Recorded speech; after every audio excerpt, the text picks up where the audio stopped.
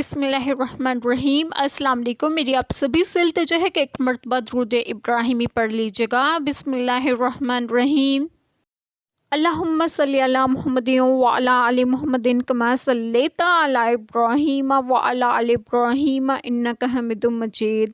اللہم بارک علی محمد وعلی آل محمد کما بارکت علی ابراہیم وعلی آل ابراہیم انک حمید مجید۔ بسم اللہ الرحمن الرحیم۔ تم سے پہلے کچھ طریقے برتاؤ میں آ چکے ہیں، تو زمین میں چل کر دیکھو کیسا انجام ہوا جھٹلانے والوں کا۔ یہ لوگوں کو بتانا اور راہ دکھانا اور پرہیزگاروں کو نصیحت ہے۔ بسم اللہ الرحمن الرحیم۔ آج جو بات میں آپ لوگوں سے ڈسکس کروں گی وہ یہ ہے، یعنی اطاعت شاروں کے لیے بہتر جزا ہے۔ پچھلی امتوں کے ساتھ جنہوں نے ہر سے دنیا اور اس کے لذات کی طلب میں انبیاء و مرسلین کی مخالفت کی، اللہ تعالیٰ نے انہیں مہلتیں دیں، پھر بھی وہ راہ راست پر نہ آئے تو انہیں ہلاک و برباد کر دیا۔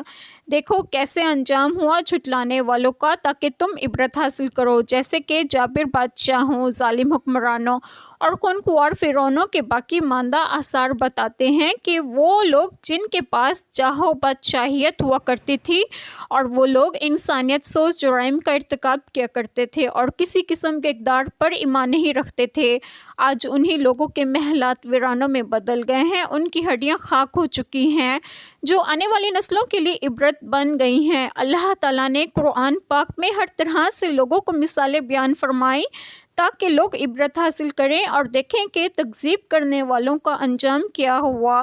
یہ آیات کریمہ اور پورا قرآن پاک نصیحت ہے ان لوگوں کے لیے جو اللہ تعالیٰ اور روز آخرت پر ایمان رکھتے ہیں۔ اللہ تعالیٰ ہم سب کے تمام گناہوں کو معاف فرمائیں اور ہمیں صراط مستقیم کی راہ پر گامزن کریں، اور آپ سب کو آپ کے گھروں میں خوش و خرم رکھیں اور صحت و تندرستگی بھی دیں۔ آمین۔ جزاک اللہ خیر۔